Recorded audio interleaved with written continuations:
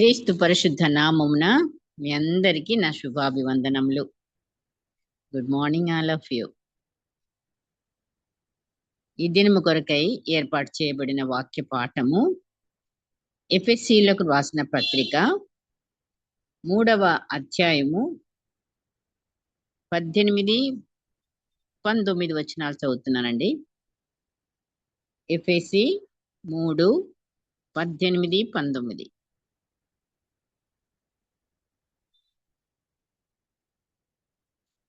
రెండు లైన్ల తర్వాత చదువుతున్నా. మీరు దేవుని సంపూర్ణతయందు పూర్ణులగునట్లుగా ప్రేమయందు వేరు పారి స్థిరపడి సమస్త పరిశుద్ధులతో కూడా దాని వెడల్పు, పొడుగు, లోతు, ఎత్తు ఎంతో గ్రహించుకొనుటకును జ్ఞానమునకు మించిన క్రీస్తు ప్రేమను తెలుసుకొనుటకును తగిన శక్తి గలవారు కావలెననియు ప్రార్థించుచున్నాను.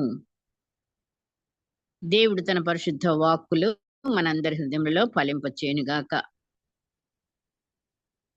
పౌలు గారు మరి ప్రార్థన చేస్తున్నారు.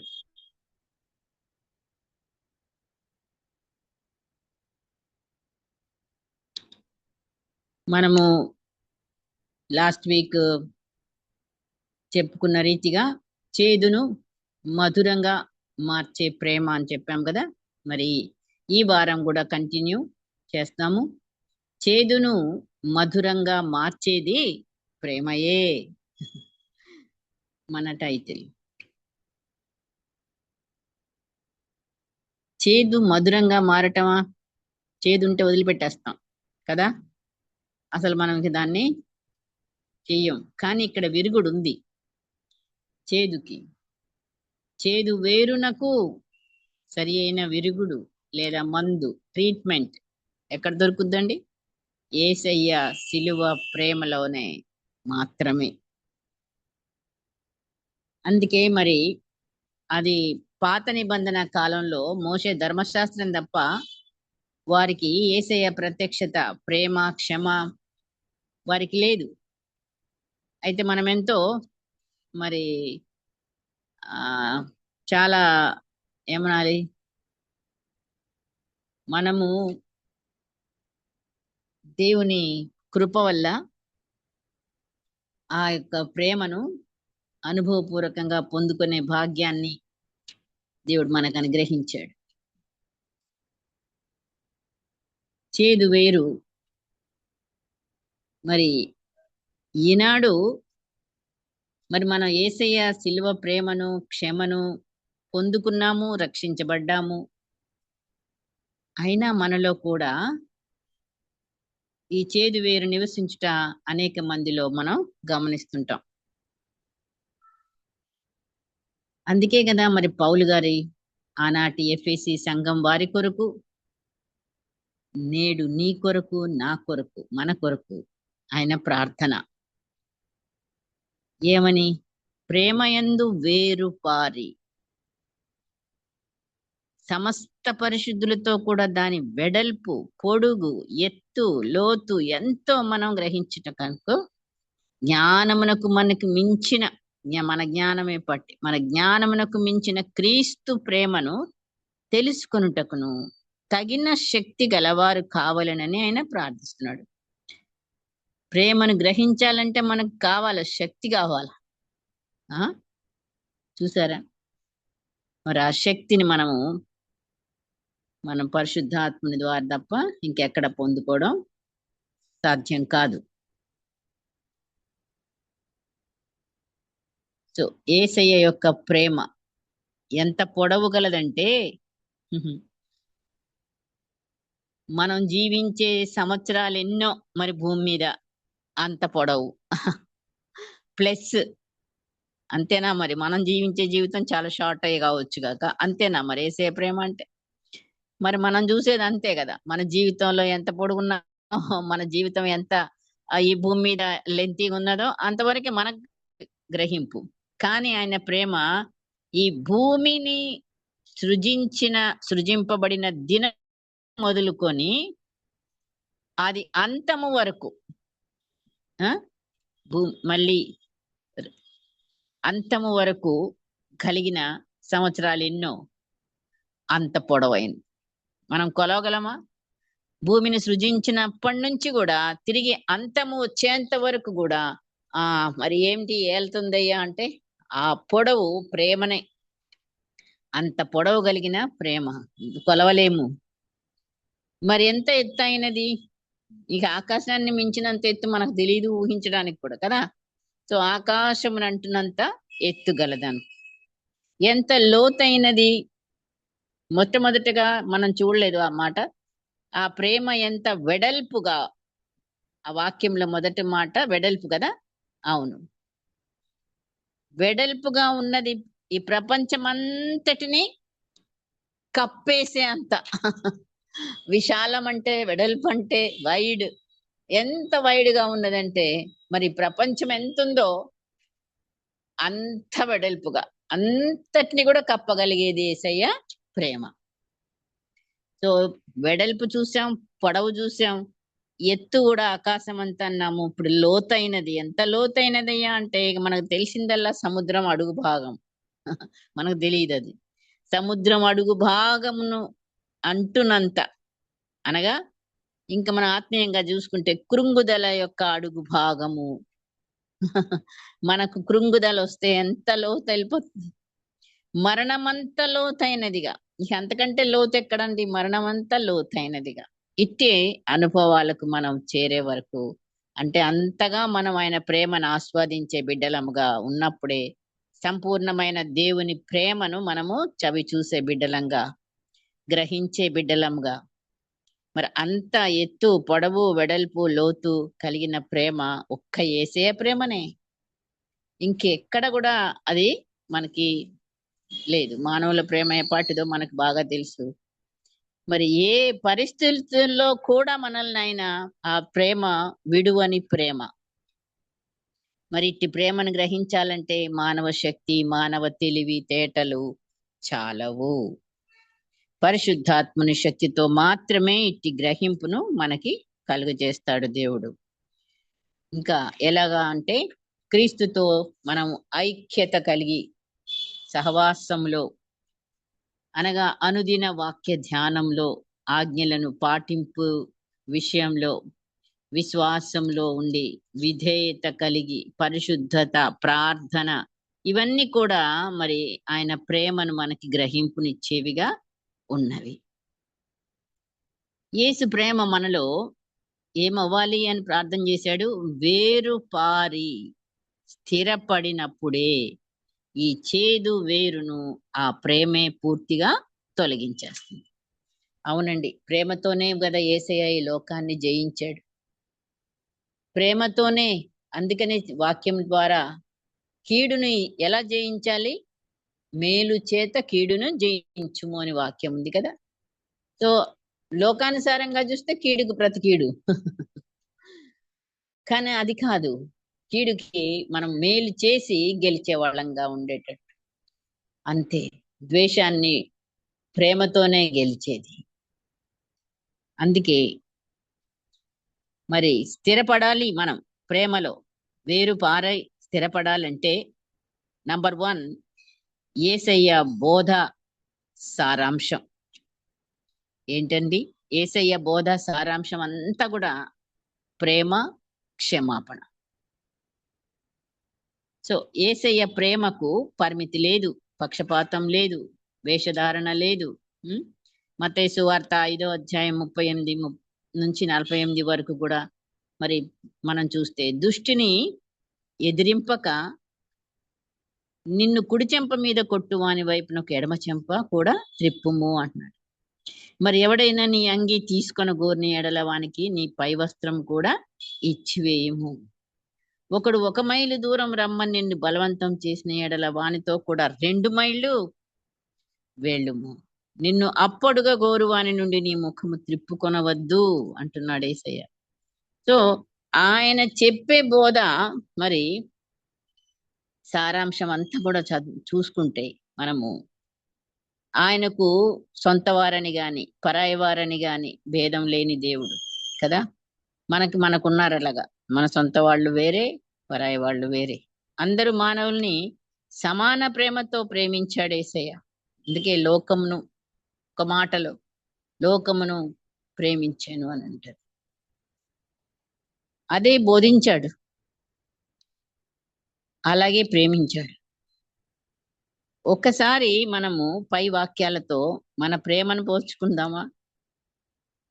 నిజంగా మరి చెప్పిన మాటలు మనకు తెలుసు, చదువుతున్నాము. కానీ మనం ఆ రీతిగా వాక్యానుసారంగా మరి ఎంతవరకు మనము మన ప్రేమను కలిగి ఉన్నాం? మనం వాక్యంలో ఎప్పుడు చదివినా మనల్ని మనం ఆ వాక్యపు అద్దంలో మరి మనల్ని చూసుకోవాలి, మన ప్రేమను కొలుచుకోవాలి. అక్కడ ఎవరో బయట వాళ్ళ గురించి చెప్పుకుంటూ వచ్చాడు కదా. దుష్టుని ఎదిరింపొద్దన్నాడు, తర్వాత ఒకడు మైల్ దూరం రమ్మంటే అన్నాడు, మరి ఒకడు అంత కొంచెం అవుట్ సైడర్స్ ని చూపిస్తున్నాడు. కానీ ఇప్పుడు మన సంగతులు చూసుకుంటేనండి, నిజంగా మరి మనం మన ఇంట్లో వాళ్ళనే, సొంత వారిని ఎంతవరకు ప్రేమిస్తున్నాం? నిజంగా మరి సొంత వారంటే మన ఇంటి కప్పు, మన ఇంటిలో మనకెవరున్నారు? మన ఇంటి అంటే మన 4 గోడల మధ్యననే కాదు, మన కుటుంబంలో అట్లా అనుకోవాలి. మన కుటుంబంలోకి వచ్చిన వ్యక్తులతో మనము ఎంత ప్రేమిస్తున్నాము? కనీసం తల్లిదండ్రులను, నిజంగా ఈ రోజుల్లో మరి తల్లిదండ్రులను అసలు ప్రేమించే బిడ్డలుగా కనిపించట్లేదు ఎక్కడ కూడా. ఎంత మంది తల్లిదండ్రులు కన్నీరు విడుస్తున్నారు.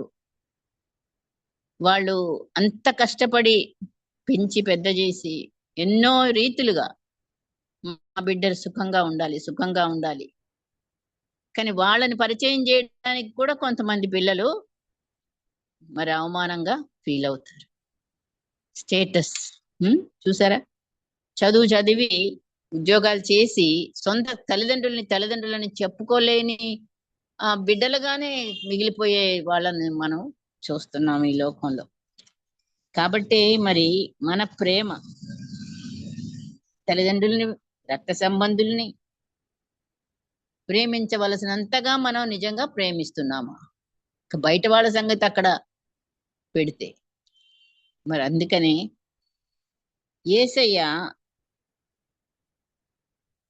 యేసయ్యలా శత్రువుని మనం ఎలా ప్రేమించగలం? ఇంటి వాళ్ళనే సరిగా ప్రేమించలేకపోయే మనం నిజంగా కొన్నిసార్లు మనం ఆలోచించుకోవాలి, మన ప్రాక్టికల్ లవ్ ఎంత ఉంది?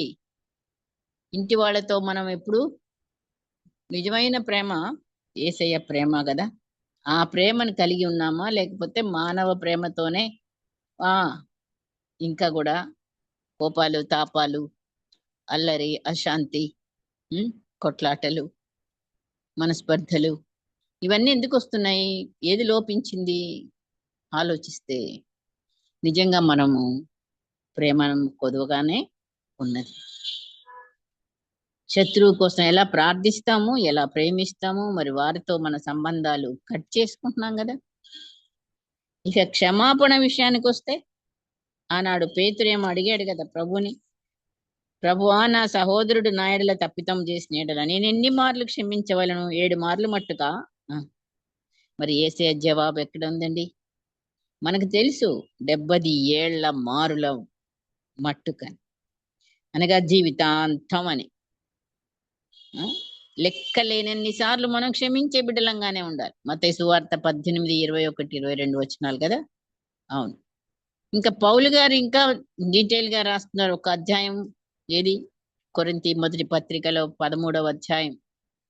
అంతా ప్రేమ, ప్రేమ యొక్క ప్రాముఖ్యత, ప్రేమ డెఫినిషన్ అంటే ఏంటో అన్ని విషయాలు అక్కడ 13వ అధ్యాయంలో మనకు తెలుసు, మనకు కంటదా. మనలో ఎన్ని గొప్ప సుగుణాలు ఉన్నా సరే మరి ప్రేమ లేని ఎడల వ్యర్థులము అనే మాట అక్కడ ఉపయోగించబడింది కదా.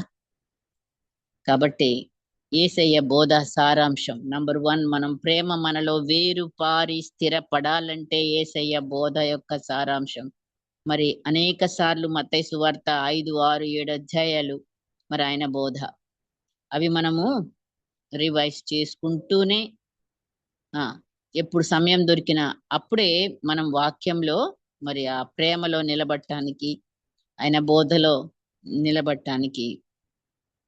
నంబర్ 2, యేసయ్య ఆజ్ఞల సారాంశం. ఆయన అన్ని ఆజ్ఞలు కలిపి 10 ఆజ్ఞలు మనకి ఇచ్చాడు దేవుడు, తండ్రి అయిన దేవుడు. సో ఆ ఆజ్ఞలన్నిటినీ కలిపి 2 ఆజ్ఞలే చేశాడు. సో ఆయన ఆజ్ఞల సారాంశం ఏంటండి? ప్రేమ, క్షమ. బోధ సారాంశం చూసాం, ప్రేమ, క్షమ. ఆయన ఆజ్ఞల సారాంశంకి వస్తే అది కూడా ప్రేమ, క్షమనే. ఆనాటి ధర్మశాస్త్ర సారాంశం అంతా ఏమై ఉన్నదండి? కంటికి కన్ను, పంటికి పళ్ళు, చేతికి చెయ్యి, కాలికి కాలు, ప్రాణానికి ప్రాణం, దెబ్బకు దెబ్బ, ఇలా ప్రతిదానికి శిక్ష విధించుట మనం చూస్తాం. నిర్గమకాండము 21 అధ్యాయము 24-25 వచనాలు చదివితే 10 ఆజ్ఞలతో పాటు మరి ఆయన చాలా విధులు ఇట్లాంటివి చెప్పడం మనం చూస్తాం.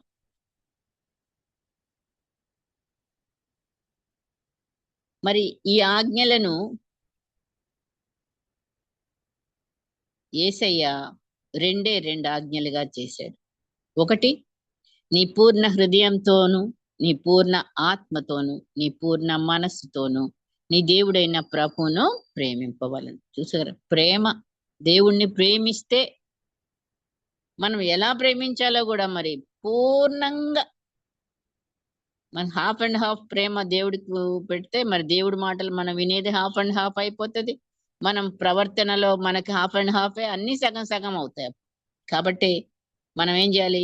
పూర్ణ హృదయంతో, పూర్ణ ఆత్మతో, పూర్ణ మనస్సుతో, పూర్ణ బలముతో మరి మన దేవుడైన ప్రభువుని ప్రేమింపవలను. 2, తెలుసు మనకి, నిన్ను వలె నీ పొరుగువానిని ప్రేమింపవలను.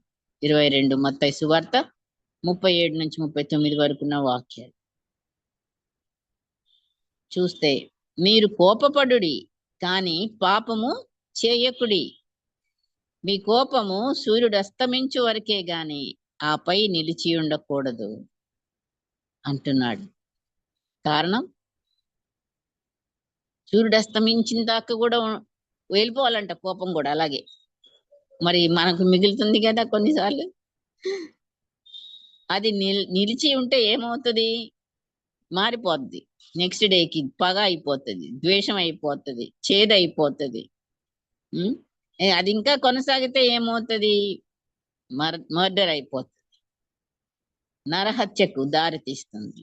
ఈ బిట్టర్నెస్ మనము ఆదిలోనే ఏం చేయాలండి? త్రుంచి పడేయాలి. అందరికీ వస్తుంది కోపాలు, అది మనకి సహజమే. కానీ అది ఉండే అంత టైంలోనే ఉండాలి. తర్వాత అది మనకి ఇంకా కంటిన్యూ కావడానికి వీలు లేదు అని వాక్యం సెలవిచ్చినప్పుడు మనం కోపాలు పెట్టుకుంటున్నామా లేదా? ఎవరితో మనకి మాటలు లేవు. ఎందుకు లేవు? మరి దీన్నే, అది కొన్ని రోజులైతే ఏమవుతుందండి? అది ద్వేషం అయిపోతుంది. ద్వేషం పగ అయిపోయి, పగ మరి చేదు. ఇలాగా మార్పులు వస్తా ఉంటాయి. వచ్చి ఇంకంతే.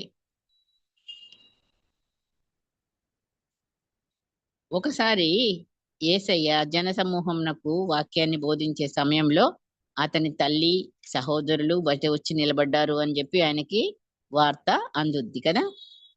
మరి ఆయన ఏమంటాడు? యేసయ్య, ఎవరు నా తల్లి, ఎవరు నా సహోదరులు? నా తండ్రి చిత్తము నెరవేర్చువాడే నా తల్లి, నా సహోదరులు అన్నాడు. ఆయన ప్రేమకు మరి ఎలాంటి పక్షపాతము లేదు. అక్కడ మనం తెలుసుకునేది, ఎవరైనా సరే తండ్రి చిత్తమును నెరవేర్చేవాళ్ళు విధేయత కలిగి, అప్పుడే మరి ఆయన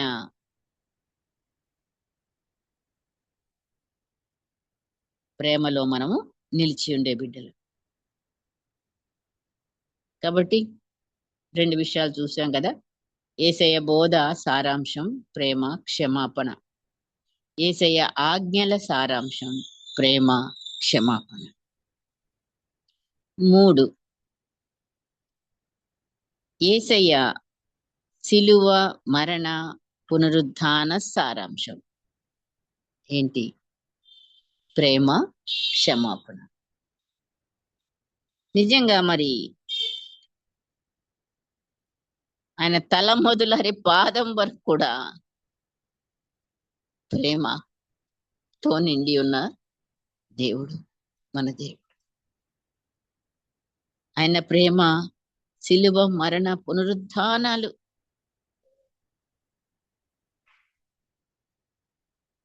కూడా ప్రేమ క్షమాపణతో నిండి ఉన్న సహించే ప్రేమ, దీర్ఘ శాంతమైన ప్రేమ, తండ్రి చిత్తమునకు సంపూర్ణ విధేయత చూపే ప్రేమ, తండ్రి మాట నెరవేర్చే ప్రేమ, శత్రువును ప్రేమించే ప్రేమ, క్షమించే ప్రేమ, నిస్వార్థమైన త్యాగపూరితమైన ప్రేమ, మరి లోకమంతటి రక్షణార్థమై ప్రాణము పెట్టిన ప్రేమ. నిజంగా మరి ఇది మనం మాటలతో 2 మాటలు అనేస్తే కాదు, కానీ మరి ధ్యానించుకోవాలి. మనం ప్రాణం పెట్టడం అంటే అంత సులువైన మాటనా? ఒక్క రక్తపు బొట్టు కూడా ఆయనలో లేకుండా తన ప్రశస్తమైన పవిత్రమైన ఆ రక్తమును బలియాగముగా సమర్పించాలంటే ఎంత ప్రేమ కావాలి! అంత రక్తము, విలువైన రక్తంతో మరి ఆయన నిన్ను నన్ను కొన్నాడు. తండ్రిని తన బలి యాగంతో తృప్తిపరిచాడు.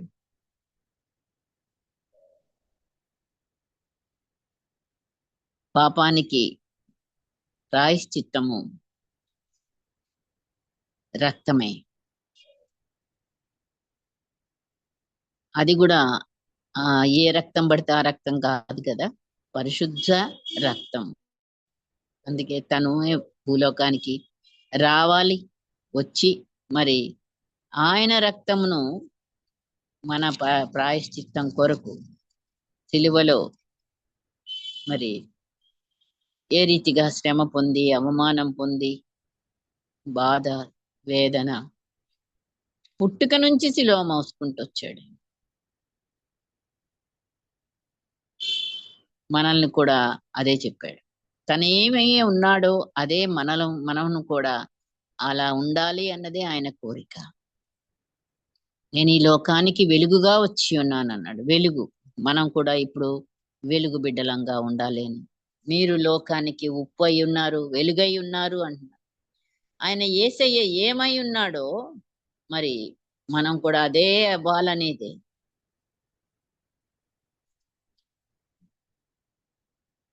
అంత త్యాగము, అంత సమర్పణ, అంత ప్రేమ.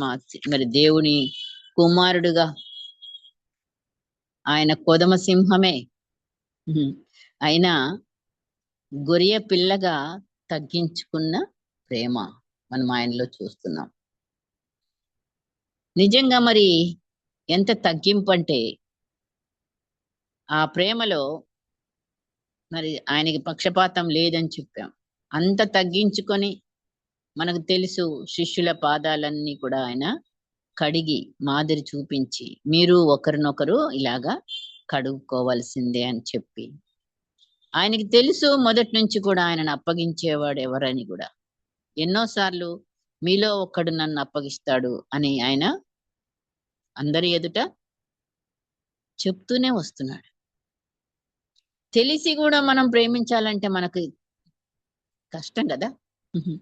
నిజంగా మరి యేసయ్యలో మనము ఎంతవరకు ఎదిగాము, ఎంతవరకు క్షమిస్తున్నాము, ఎంతవరకు ప్రేమిస్తున్నాము. ఆ రోజు మరి ఇస్కరియోతు యూదా పాదాలు కూడా ఆయన కడిగి, ఆయనకు కూడా మరి తన యొక్క రొట్టె ద్రాక్షారసం పాలు పంపులు ఇచ్చి, అప్పటికి కూడా చెప్పి, నేనా ప్రభువా, నేనా ప్రభువా అని అందరు అడిగారు. ఎవరో నన్ను మీలో ఒకళ్ళు అప్పగిస్తున్నారంటే కానీ ఈయన ఏమడిగాడు? నేనా బోధకుడా? ఈయనకి యేసయ్య బోధకుడుగానే ఉన్నాడు. ఆయనకి డబ్బు మీద ఉంది కదా మరి దృష్టి అంతా. దానివల్ల ఆయన దొంగతనం చేస్తూ వస్తున్నాడు. ఆయనే ట్రెషరరు. మరి అంత తెలుసు ఆయనకి, యేసయ్యకి. తెలిసి కూడా చివరి వరకు మరి ఒక ఆ యొక్క అప్పగించే దుష్టుణ్ణి మరి ప్రేమించాలంటే ఎలాగ సాధ్యం? అందుకే మరి ఆయన ప్రేమని మనలో ఎంతవరకు మనం కలిగి ఉంటున్నాం? మన ఓర్పు ఎంతుంది? మన సహనం ఎంతుంది?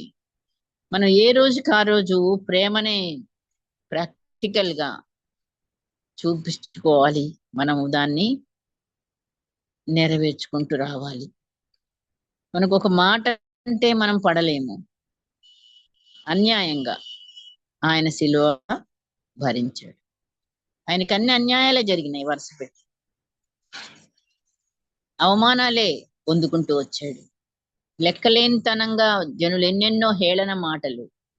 మరి అవే ఆ స్థలంలో కానీ మనకెప్పుడైనా ఎవరైనా అన్నారంట అంటేనే, అది వింటేనే మనకెంతో రోషం, ఆ వ్యక్తి మీద ఎంతో కోపం. కానీ మరి యేసయ్యని మనం కలిగి ఉన్న బిడ్డలంగా ఈ లోకంలో మనం వెలుగు బిడ్డలంగా, ప్రేమించే బిడ్డలంగా, క్షమించే బిడ్డలంగా, ఓర్చుకునే బిడ్డలముగా యేసయ్య మరి అవమానాన్ని, అన్యాయాల్ని, అక్రమాల్ని ఓర్చుకున్న ప్రేమ.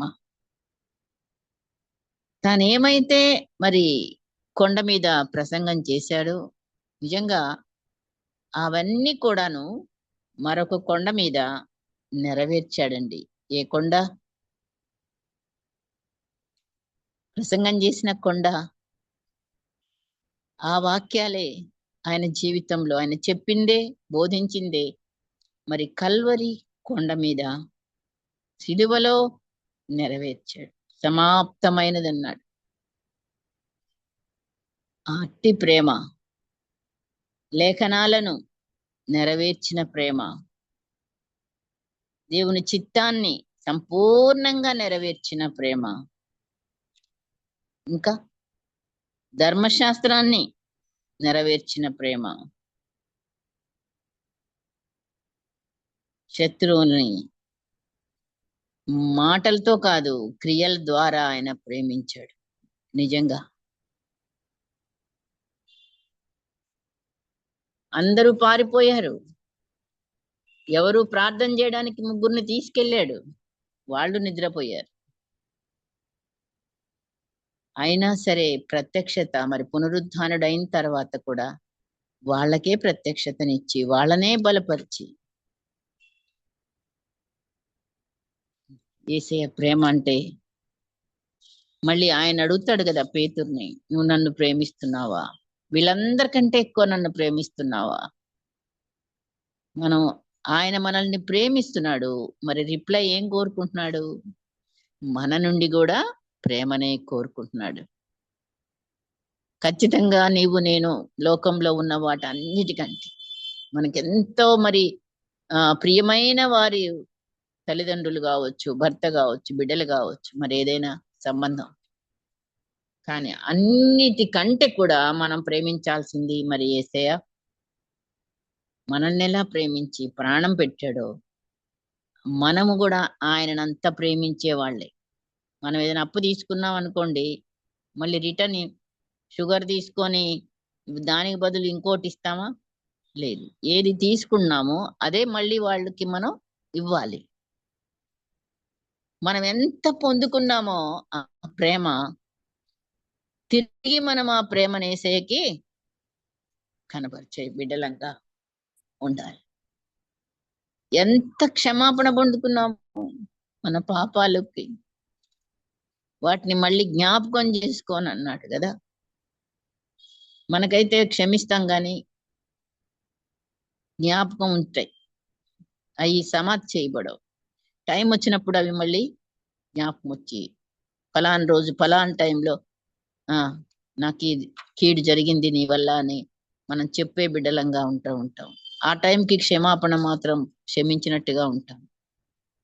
నిజమే మన జీవితాలు. కానీ చాలా వరకు మరి మనము ప్రేమలో చాలా కొదువనే ఉంది మనకి. మరి ఎక్కడ వేరు? చేదు వేరే ఇంకా ఉందా? ఆ వేరు తొలగించబడాలంటే ఈ ప్రేమలో మనం వేరు పారి స్థిరపడి, ప్రేమ ఉంటుంటది కానీ అది స్థిరంగా లేదు. మన హృదయాలు స్థిరంగా లేవు ఆయన పట్ల. భయభక్తులు స్థిరంగా లేవు. ప్రార్థన స్థిరంగా లేదు. వాక్యం పఠన స్థిరంగా లేదు. ఏది కూడా నిజంగా ఈరోజు చేసినట్టుగా మళ్ళీ రేపు చేస్తామా? మనకి ఏదో ఒక టైము, ఏదో ఒక అడ్డము, ఆటంకం కలగగానే మనయి స్కిప్ అయిపోతా ఉంటాయి. ప్రార్థన స్కిప్ చేస్తాము. నన్ను కలుపుకొని చెప్తున్నానండి.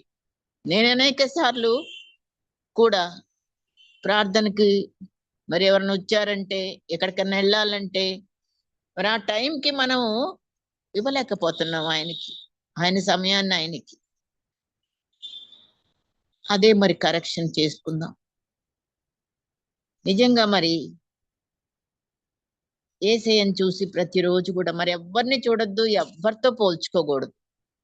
కేవలం యేసయ్య, కేవలం వాక్యమే మనకి. అదే అద్దం అన్నాడు.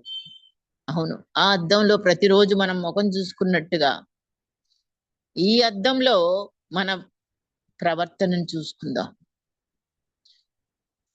మన మాటలు, మన స్వరము. నాకు కూడా చాలా సార్లు కోపం వచ్చినప్పుడు గట్టిగానే వస్తది వాయిస్. మళ్ళీ ప్రార్థన చేసుకుంటాను. సాఫ్ట్ వాయిస్ కావాలి ప్రభువా. ఏది? ఇన్ని సంవత్సరాలైనా కొన్ని విషయాల్లో కరెక్షన్ అవసరం. నిజమే. మనల్ని మనం కొరకే మరి ఈరోజు ఈ చేదు వేరుని మనము జయించాలన్నా, దీని నుంచి మనం సంపూర్ణంగా దానిని తొలగించుకోవాలన్నా, మరి ప్రేమతో నింపబడుతుండాలి. అలా నింపబడాలంటే పరిశుద్ధాత్మని శక్తి మనకు అవసరం. ఆ పరిశుద్ధాత్మనితో మనము ప్రతిరోజు ఆయన మనకి అవైలబుల్. రోజు మనలో ఉంటున్నాడు ఆయన. రోజు మనల్ని గైడ్ చేస్తున్నాడు ఆయన. రోజు మనకు జ్ఞాపకం చేస్తున్నాడు ఆయన. అయినా సరే నెగ్లెక్ట్ చేసుకుంటా కొన్నిసార్లు మనము మాట వినే బిడ్డలంగా లేము. అయితే ఏం చేసేవాళ్ళంగా ఉంటున్నాము? మనకు ఆశ ఉందండి. పరలోకం వెళ్ళాలని ఆశ ఉంది. యేసయ్య ప్రేమని కలిగి ఉండాలని ఆశ ఉంది. మనం ఏమంటున్నాము? నీ స్వరూపంలో నన్ను మార్చయ్యా అంటున్నాం. ప్రార్థన చేస్తున్నామా లేదా? అవును, చేస్తున్నాం. ఏ స్వరూపం అయింది? ఆయన స్వరూపమే ప్రేమ స్వరూపం. మనము మట్టి స్వరూపాలే. అవును, ఈ మట్టి స్వరూపము ప్రేమ స్వరూపంగా మార్చబడాలి ఈ లోకంలో బ్రతికుండగానే అని ఆశ మనకుంటే చాలదు. కానీ మాటతో కాక క్రియతో మనం ప్రేమిద్దాం. ఆత్మశక్తితో ప్రేమిద్దాం. ప్రతిరోజు ఆత్మను మనం కలిగిన బిడ్డలంగా దేవుని సన్నిధిలో పరిశుద్ధాత్మను నింపుకొని మనల్ని మనం ఆయనకి సమర్పించుకుంటూ ఈ ద్వేషాన్ని రూపుమాపై బిడ్డలంగా ఉండడానికి పరిశుద్ధాత్ముడు మనకి సహాయం చేసేవాడుగా ఉన్నాడు. ఒకవేళ మనం మాట వినకపోతే ఆయన ఏంటి చేస్తాడు? కొడతాడా? తిడతాడా? పరిశుద్ధాత్ముడు దుఃఖపడతాడు. సో ఆయన దుఃఖపెట్టే బిడ్డలంగా ఉందామా? సంతోషపెట్టే బిడ్డలంగా ఉందామా? చివరిగా చూడండి, ఎఫెసీలకు రాసిన పత్రిక 4వ అధ్యాయం 30 నుంచి చూస్తే 32 వరకు చివరి మాటలే. దేవుని పరిశుద్ధాత్మను దుఃఖపరచకుడి. విమోచన దినము వరకు ఆయన యందు మీరు ముద్రింపబడి ఉన్నారు. సమస్తమైన ద్వేషము, కోపము, క్రోధము, అల్లరి, దూషణ, సకలమైన దుష్టత్వము మీరు విసర్జించుడి. ఒకని ఎడల ఒకడు దయగలిగి కరుణాహృదయులై క్రీస్తునందు దేవుడు మిమ్మును క్షమించిన ప్రకారము మీరును ఒకరినొకరు క్షమించుడి. ఈ మాటలు హృదయంలోకి తీసుకుందాం. పరిశుద్ధాత్ముని దుఃఖపరిచే బిడలంగా కాకుండా ఏవి మనలో నుంచి తొలగిపోవాలో వాటి విషయమై ప్రతిరోజు మనము ఆయన సన్నిధిలో గోజాడినప్పుడు తప్పకుండా మనల్ని ఆయన పరిశుద్ధీకరించే దేవుడు, సాత్వికపరిచే దేవుడు, మనల్ని దయా ఆ గుణాలన్నీ కూడా మనలో పొదిగించడానికి ఆయన సిద్ధంగా ఉన్నాడు. సో ఆ రీతిగా మనము చేదుని జయించే బిడ్డలంగా దాని యొక్క మూలాన్ని తొలగించుకొని ప్రేమలో వేరు పారే బిడ్డలంగా ఉండడానికి పరిశుద్ధాత్మ దేవుడు మనకందరికీ సహాయము చేయనుగాక. ప్రార్థన చేసుకుందాం. పరిశుద్ధుడైన తండ్రి, ప్రేమ స్వరూపివైన దేవా, నీకు లెక్కలేని వందనాలు, స్తోత్రాలు చెల్లిస్తున్నాం. మా స్వరూపాలు కూడా తండ్రి ఈ మట్టి స్వరూపాలు అయా, నీ ప్రేమ స్వరూపాన్ని ధరించడానికి ఆశ అయితే ఉన్నది, పరలోకం రావాలన్న కోరిక అయితే ఉన్నది.